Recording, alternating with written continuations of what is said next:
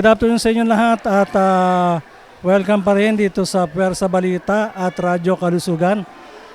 Sa isinasagawang medical mission dito sa Barangay Alima sa Bacoor, Cavite. Kasama natin ngayon si Doc Homer Chanco.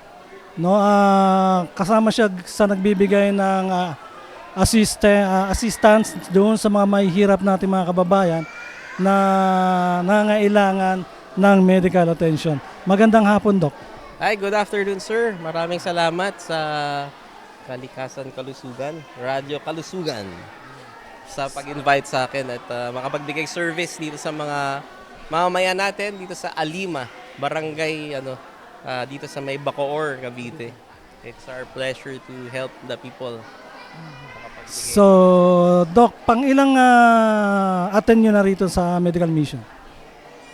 Madami na eh. So, I think with the Radyo Kalusugan, I think pangatlo na ata to. Di ko lang sure. Pero Yung nakasama nila kayo sa Makabod. maabot din. So, sa ngayon sa mga medical mission, anong masasabi nyo dito sa sa medical mission ninyo sa Bacoor, Cavite?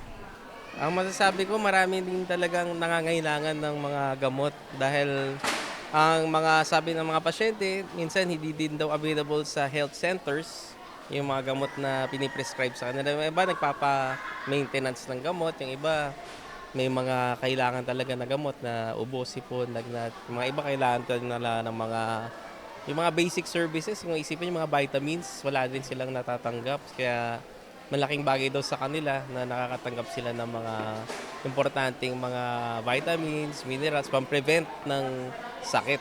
Aside from nakakatulong to sa para gumaling din sila kaagad sa mga nararamdaman nila.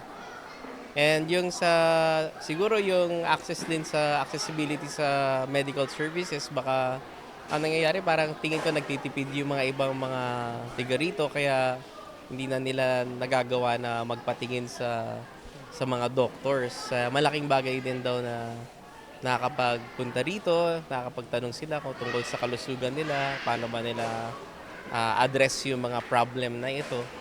And at nakapagbigay pa tayo ng gamot na hindi natin pwedeng sabihin na sample lang. I mean, talaga para sa buong kurso ng pangangailangan nila para sa kalusugan nila. So, nakita ko, Doc, medyo maraming mga senior citizen at madaling naubos yata yung losartan ninyo? Oo nga. Medyo may mga high blood din dito sa lugar natin eh. Actually, bawat lugar may iba-ibang mga pangangailangan yung mga community. And I think dito sa community natin, marami dito mga may high blood. No? Tsaka may mga sakit sa ulo, migraine, mga sakit sa katawan, tuhod, likod, mga manhid. Marami pong mga related sa trabaho or yung pagod na nararamdaman nila.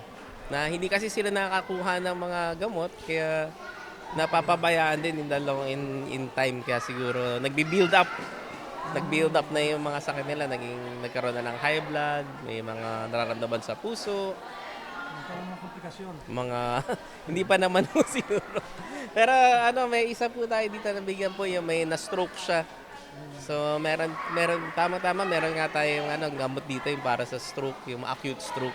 Yung within 2 months pa lang siya na stroke. Pero yun, buti nga meron tayo dito kaya blessing din po talaga. So, yung mga kabataan na mga 16 to up ng mga years, medyo may napansin ako mga buntis yata, Doc. Meron may mga ibang kabataan maaga atang nabuntis. Siguro masarap yung panahon dito or maganda yung weather. Baka medyo romantic yung lugar. Hindi ko alam. Pero nagulat din nga ako. Kaya maraming kabataan. Medyo maraming bata, marami ding matanda.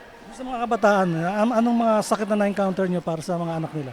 Noon sa mga bata, very common, mga ubo, sipon, lagnat. Dahil yung panahon din siguro ngayon, medyo nag-change yung weather natin from mainit, naging malamig, tapos umuulan pa. Kaya siguro maraming mga ubo, sipon, lagnat, yung mga matitigas yung plema, hindi mailabas. Kasi wala silang access yung iba sa antibiotics. Nag-start na din tayo magbigay na antibiotics sa iba. Sabi ko nung isang church natin, sana daw magkaroon tayo ng libreng X-ray sa susunod. Oo nga, maganda nga yun. May x-ray na libre din nasa susunod para talagang makita natin yung status ng mga lungs ng mga bata. So anong balak niyo rito sa lugar na to o kaya sa mga susunod pang panahon? Babalikan niyo pa ba itong lugar na to? Pagpe-pray po natin, wala naman imposible sa Panginoon, di ba? Kaya, siguro simula na nga to, kaya nga dahil po tayo nandito. Pero sa ngayon, kung ano po yung service na meron tayo, mabuti po maibahagi din natin ito lahat sa kanila. So ano pong panawagan niyo sa ating mga kababayan dito sa Bacoor, Cavite?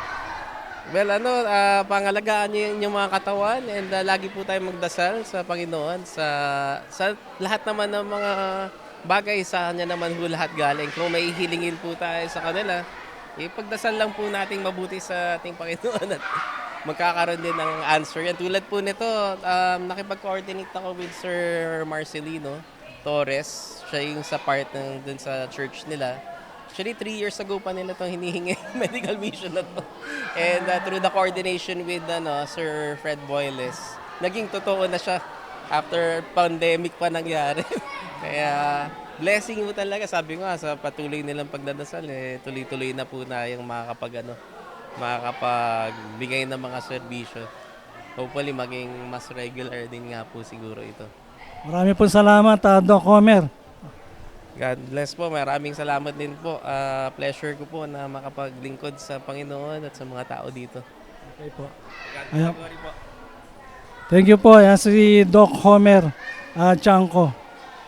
Nang kasama rin natin dito sa medical mission ng Radyo Kalusugan.